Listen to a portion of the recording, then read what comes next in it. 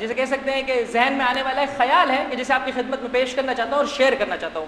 خداوند متعال سے دعا کیجیے کاش جلد وہ موقع ہمارے اس معاشرے میں بھی ہم دیکھ سکیں کہ جس طرح سے ایران اور عراق میں نظر آتا ہے. واقعاً اتنے روح افزا مناظر ہیں کہ انسان اسے دیکھ کر حیران و پریشان ہو جاتا ہے. ماہ مبارک رمضان کیا قرار دیا گیا؟ ہر شے کے لیے ایک بہار ہے.